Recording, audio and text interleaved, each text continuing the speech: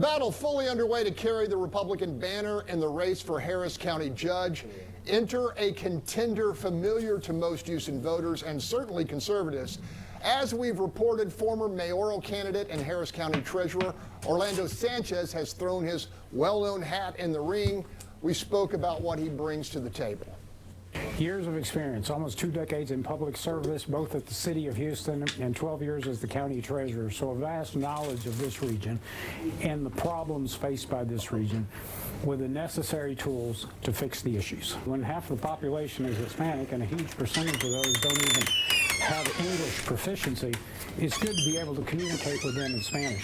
I think in part, Greg, the reason I did so well in my elections, both at the county and at the city, were my ability to communicate with a vast swath of the population of Harris County. And as we all know, Latinos are now giving conservative leaders a good look. It's happened all over South Texas. It's starting to happen in Harris County. The Republicans took Precinct 2. They took House District 144. So there's an opportunity for a conservative that has experience both at the city and the county. For 26 years, and even when I served as Harris County Treasurer, the tax rate was never increased by the conservative Republicans of Harris County. The last 2 years, we've had over 20% rate increase on top of the assessments assessed by Harris County Appraisal District. People are tired of paying taxes and not having services delivered to them. As you know, I have tremendous relationships not only with the Harris County delegation, but through my political action committee, which I started the largest PAC, Hispanic conservative PAC in Texas. We've helped legislators across the state of Texas. One example is we helped John Lujan win his South Bexar County district, House District 118. That was a Democrat district, now held by a Republican. We've done that across the state.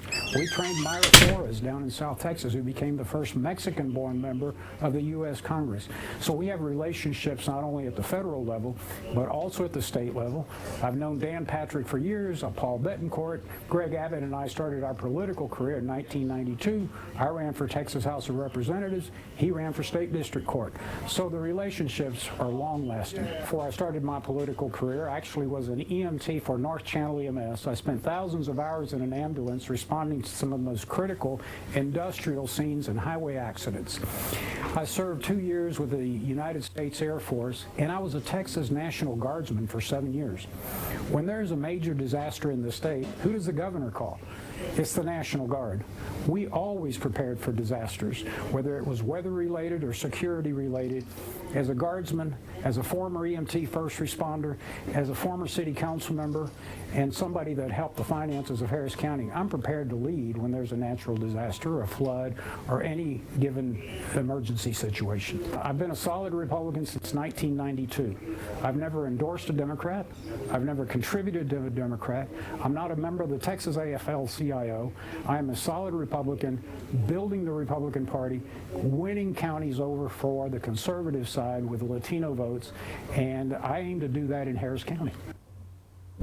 All right, Charles, that was a partisan appeal, but this is a partisan primary, right? Yeah, I mean, it is, and you can't deny his long history in the party and active history in the party. And he's the only candidate on both sides who can claim to have won a citywide and countywide race. And so I think that's a really unique proposition there as well. It was a great interview. I think the thing that Republicans all need to be concerned about or wonder is how whoever gets through the primary, how do you win now that Lena's not going to be running? Because I think that was the motivating thing to get people out in November. And so how do you keep that momentum after the primary? Yeah, but the goal here is to win in November.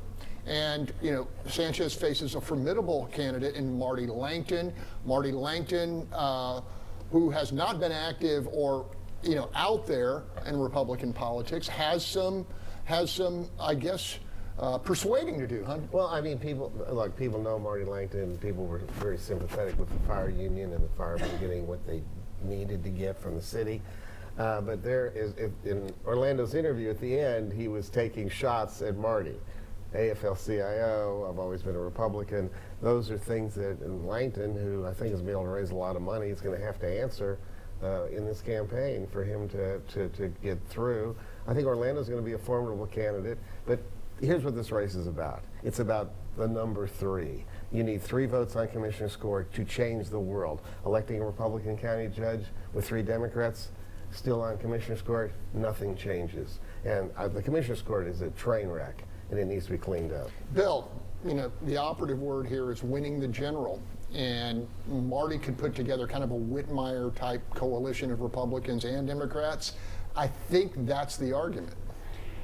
Well, as far as the general election goes, this race is so far down the ballot that, you know, what actually happens in that race doesn't make that much difference. You know, it's all about what's going on nationally. Right now, the way the polling's looking, it's going to be a tough year for Republicans in 26 across the board.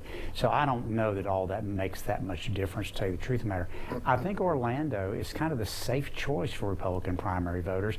And, you know, Marty's got a lot of big name support, but for the most part, Republican primary voters don't listen to those people. Okay, we're going to leave it there. Up next, encrypted apps, secret conversations, and potentially laws broken